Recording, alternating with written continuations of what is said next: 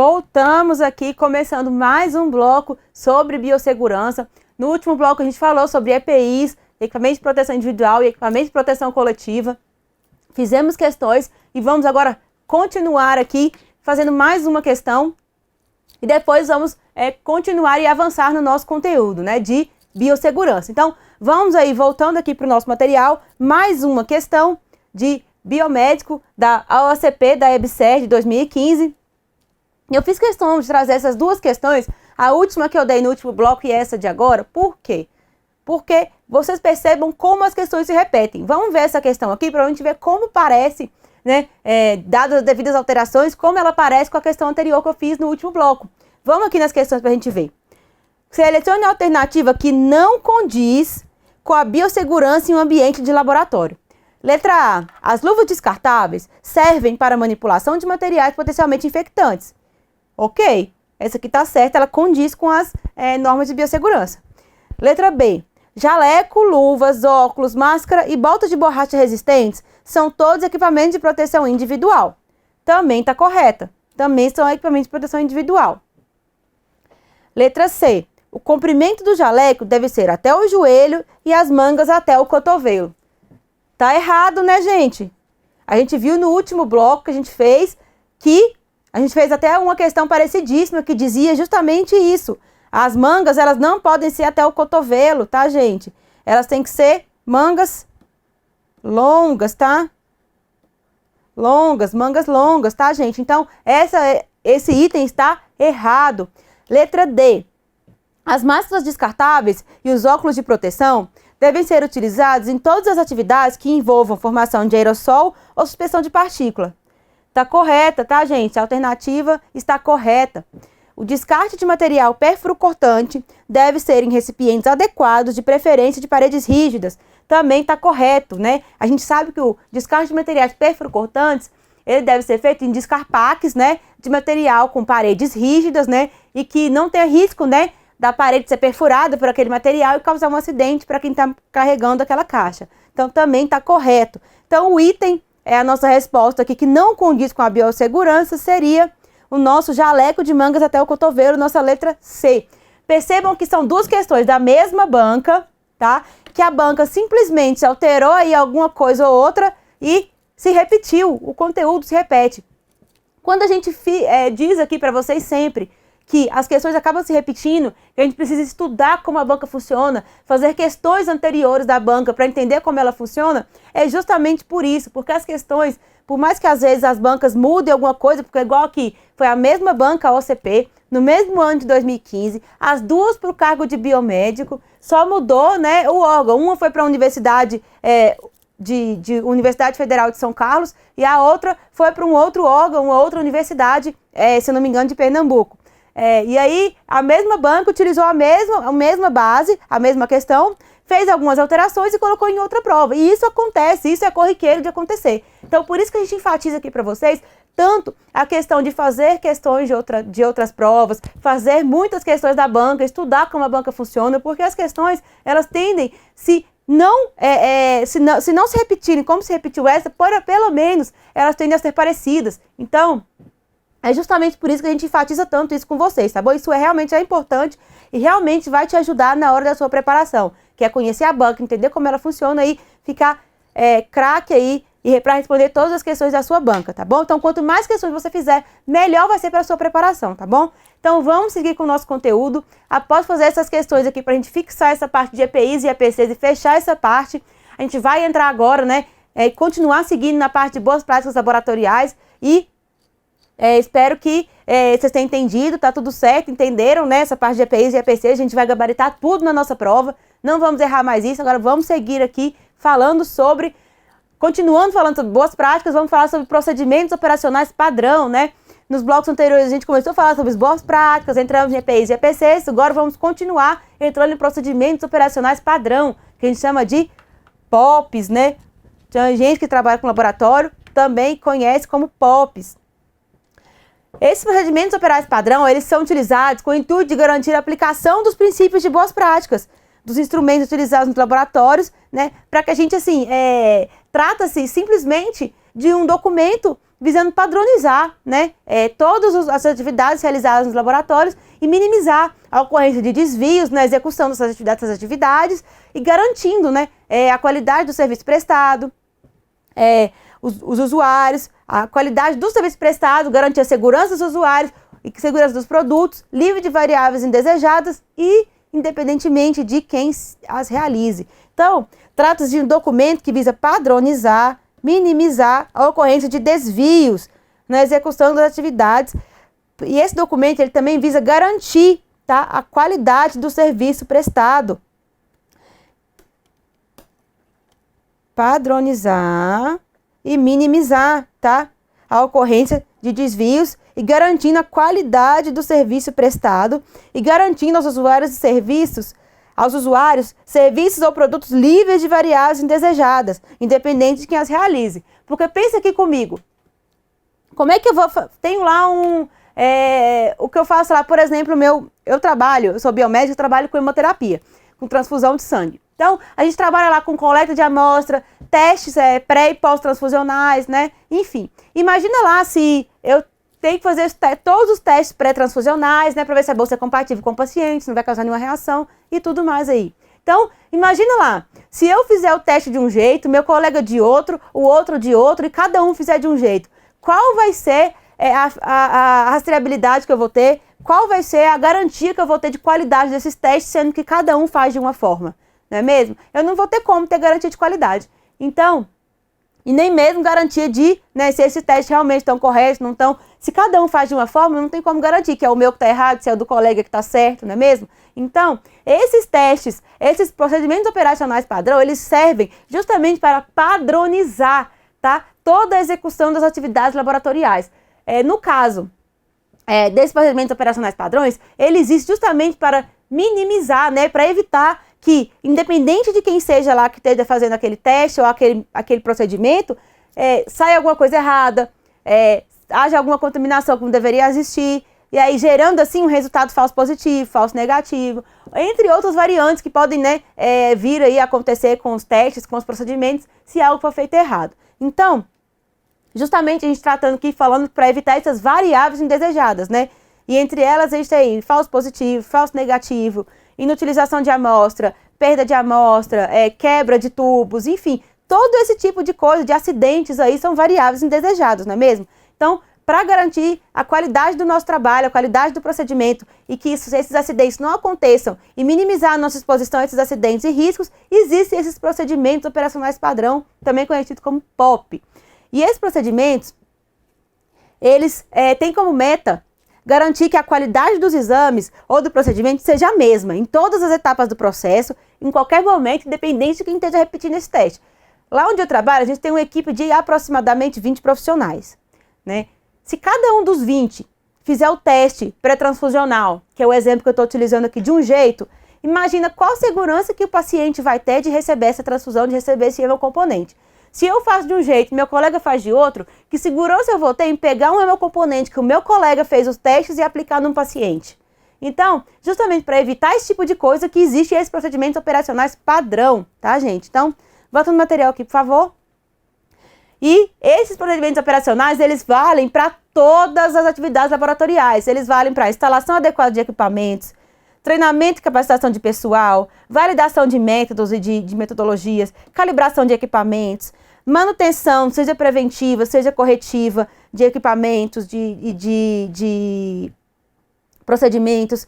E nesse caso aqui, precisa ter um POP para cada tarefa. A gente tem um POP de manutenção preventiva e um POP de manutenção corretiva separadamente, explicando, né, cada um dos procedimentos, tá bom? Registro de atividades, registro de rastreabilidade, né?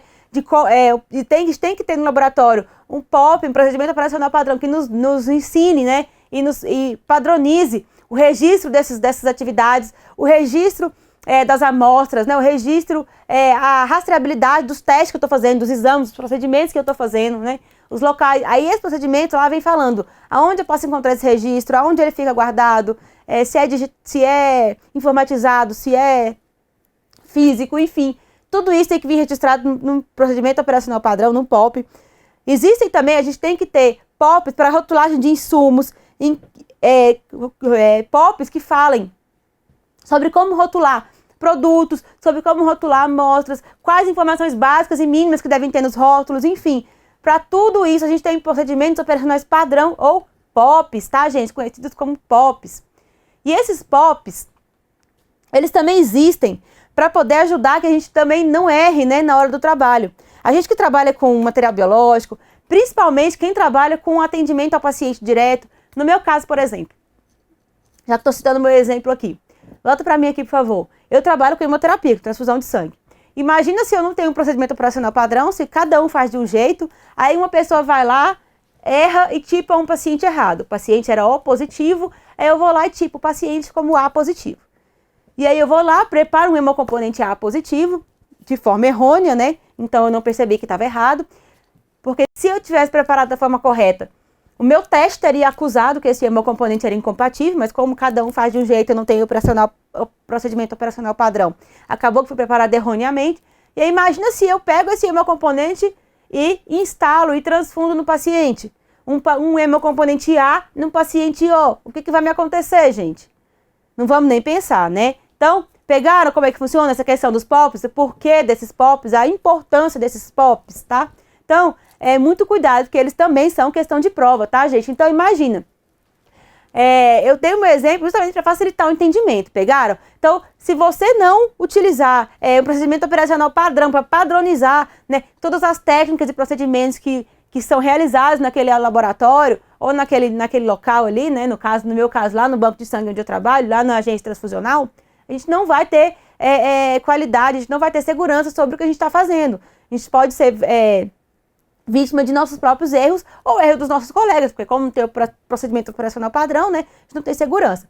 Então, e uma segurança, principalmente no caso de tratar direto com o paciente como a gente trata, uma transfusão dessa, como eu exemplifiquei aqui, trocada, de um paciente do tipo O, receber um hemocomponente do tipo A, ele pode causar problemas gravíssimos, até mesmo o óbito do paciente. Então, assim, principalmente lá quando a gente trabalha com acesso direto ao paciente, com amostra biológica e com instalação de hemocomponente, a gente tem que ter um cuidado 100% redobrado, justamente porque um erro mínimo que seja nosso pode causar danos gravíssimos, efeitos gravíssimos no paciente, tá bom, gente? E no laboratório de análises clínicas, por exemplo, exemplificando também para complementar, qualquer erro nosso de procedimento, se não existissem os procedimentos operacionais padrão, os POPs, erros nossos poderiam acarretar em resultados errôneos de exames, né? Imagina aí se eu estou num laboratório de análises clínicas, eu não fiz a calibragem do meu equipamento, não fiz o procedimento operacional padrão de calibragem do meu equipamento, de validação dos testes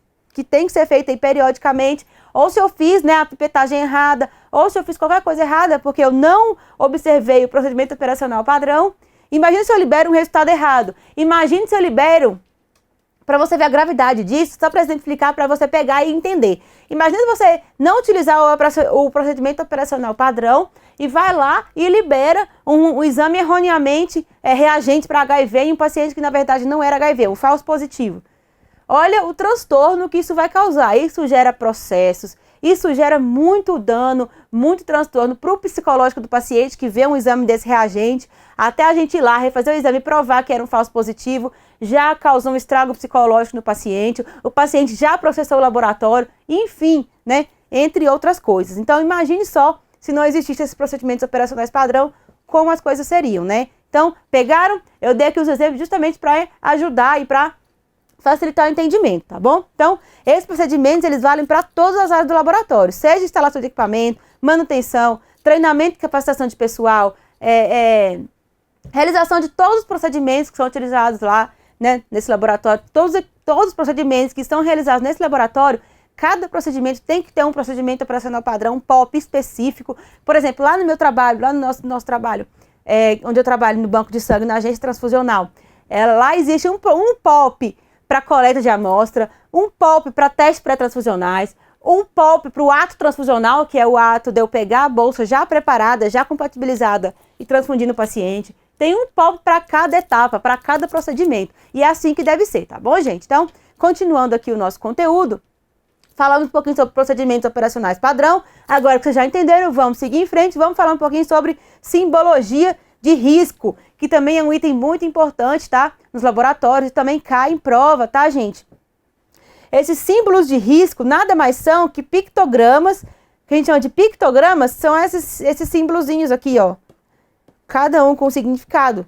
Utilizados em rótulos, informações de produtos químicos, ou produtos biológicos, ou mesmo em caixas, enfim. Eles servem para lembrar ou relembrar o risco inerente ali, né, o risco do manuseio ou exposição a determinado produto ou agente químico, físico ou biológico. Então, a gente tem aí a nossa divisão de simbologia de risco, ela tem que ser utilizada também para... Essa simbologia de risco, ela ajuda, na verdade, que eu consiga manter a integridade do material, porque se eu tenho lá o símbolo de perigoso, eu não vou manipular ele de qualquer jeito.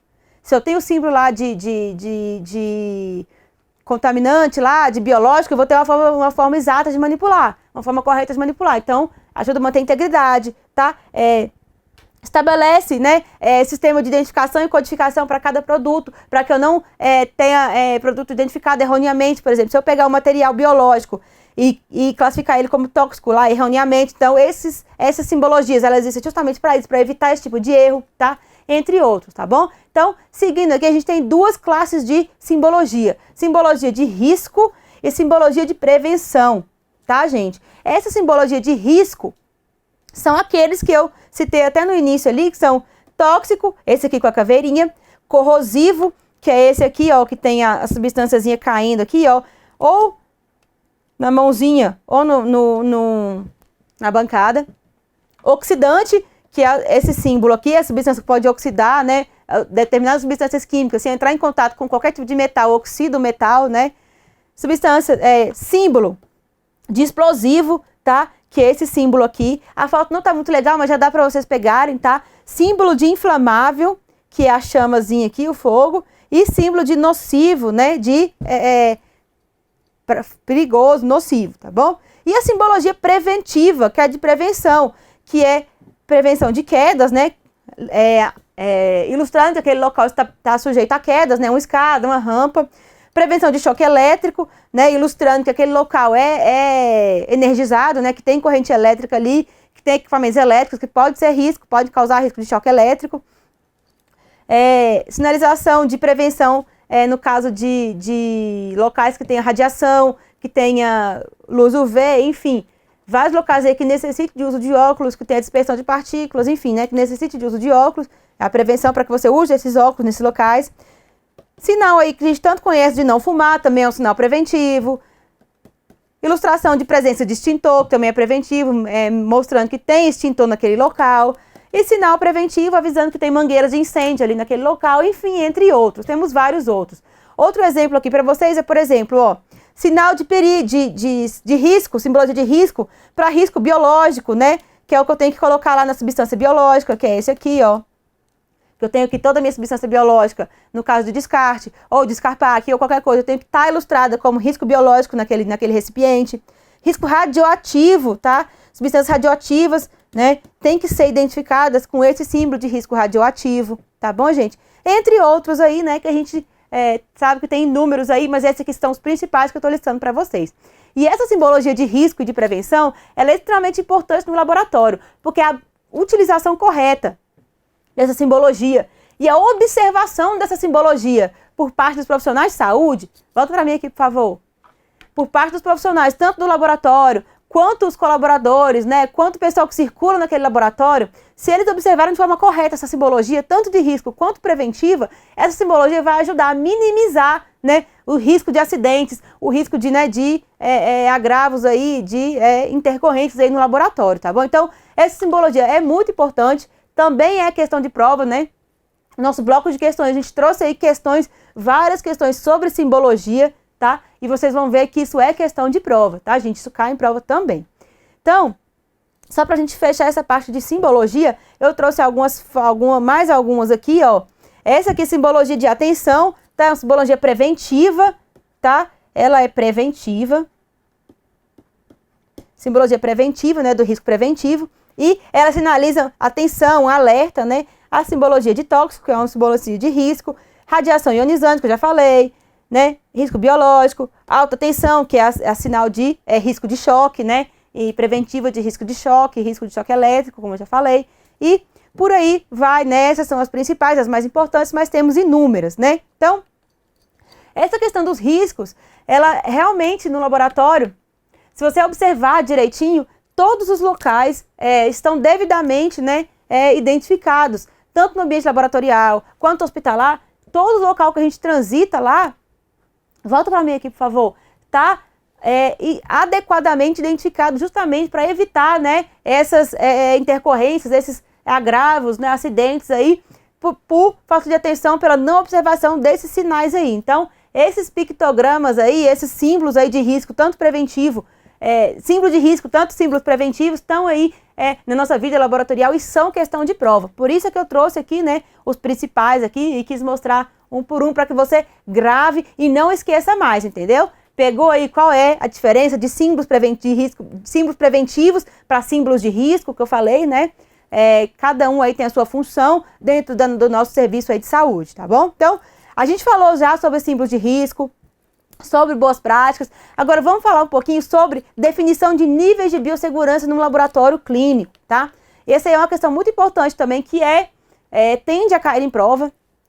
E para a gente fazer as nossas provas aí, a gente precisa saber identificar e diferir os níveis de biossegurança no laboratório clínico. E esses níveis, eles existem, assim, várias definições aí, mas a mais, para a gente, assim, né, ser bem direto aqui, para que você não esqueça e não erre mais na sua prova, a gente tem 4 níveis de biossegurança, nível 1, nível 2, nível 3 e nível 4, que eles estão em ordem crescente, né, de acordo com o maior grau de contenção e complexidade do nível de proteção. Então, o nível de segurança 1 é aquele que é menos complexo e que eu preciso de menos contenção, de menor proteção. Então, esses níveis de biossegurança no laboratório, ele está diretamente ligado àquele nível de patogenicidade lá, nível de, que eu já falei lá agora há pouco, sobre o nível de contaminação lá, né, de substâncias biológicas, né, de micro-organismos. Né, a gente vai citar aqui daqui a pouco, eu vou listar para a gente relembrar esse conteúdo.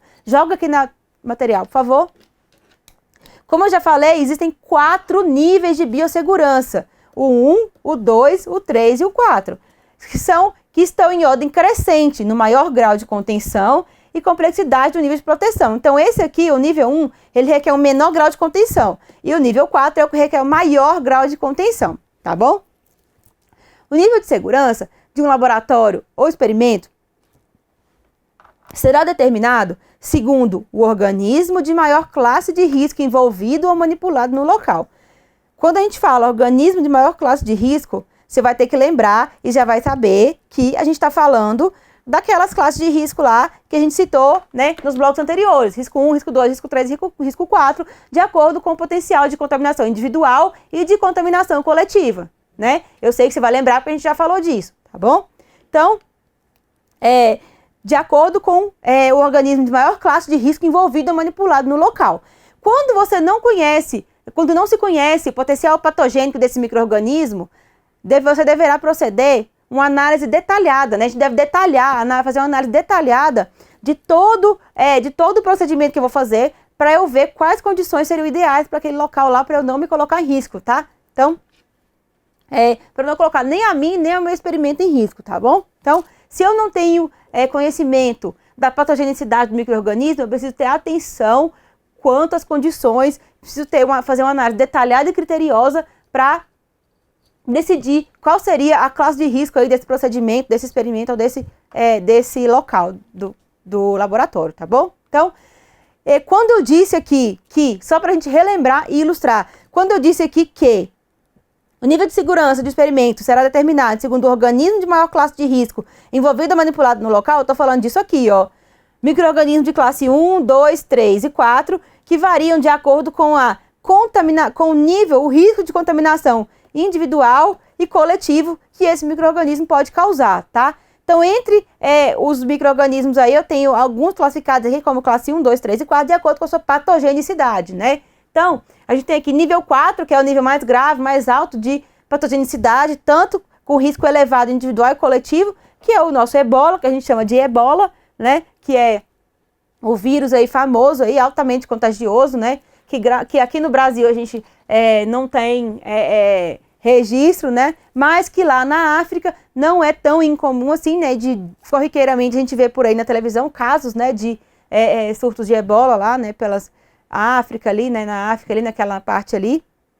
Então, é extremamente grave. Então, é nosso maior exemplo clássico de classe de risco 4, ou seja, classe de risco mais elevado, tá? E o risco 1, que seria os lactobacilos, seria o menos grave, ou seja, o mais brando, lactobacilos, que são micro-organismos presentes na nossa microbiota natural, que não são capazes de ter um baixíssimo risco de causar uma contaminação individual e um baixíssimo risco de causar uma contaminação coletiva. Mas por que eu não posso falar que esses lactobacilos, que esses classes de risco 1, é impossível de causar uma contaminação individual? Porque impossível não é. Se eu tiver um paciente aí imunossuprimido, por exemplo, volta para mim, por favor. Se eu tiver um paciente imunossuprimido, por exemplo, pode ser que ele esteja passível de pegar uma infecção por algum desses micro-organismos aqui classificados como de baixa patogenicidade, como classe 1. Por exemplo, o que a gente vê muito mesmo, são pacientes com infecção, que têm o sistema imune debilitado, ou pode ser por HIV, ou mesmo por algumas doenças não hematológicas, né, que eu vejo diariamente na minha rotina de trabalho, pacientes de doenças não hematológicas, que eles não têm sistema imunológico, né, a doença, ela zera o sistema imunológico deles, e aí depois a gente entra com a quimioterapia, que zera mais ainda, né, que chega realmente a zerar o sistema imunológico do paciente. A gente vê pacientes lá com infecções por bactérias que, para nós que somos saudáveis, não temos nenhum risco. Por exemplo, essa E. coli, né, que também faz parte do nosso trato intestinal, que também é classificado como classe de risco 1. Então, por isso que a gente diz que o risco é baixo, tá? Mas o risco, ele não é inexistente, tá, gente? O risco é baixo, mas não é inexistente, mas ele só vai ocorrer, essa contaminação aí, né, só vai ocorrer se o paciente tiver o sistema imunológico bastante debilitado, tá, gente? E para ilustrar essa questão dos níveis de biossegurança, a gente vai falar sobre cada um deles para que vocês consigam gravar o que quer dizer cada nível desse biossegurança, 1, 2, 3 e 4, para que a gente não erre mais nenhuma dessas questões na nossa prova, tá, gente? Então, no próximo bloco, a gente vai voltar esclarecendo o que seria cada um desses níveis, para que você não erre mais nenhuma questão na sua prova, tá bom? Até a próxima!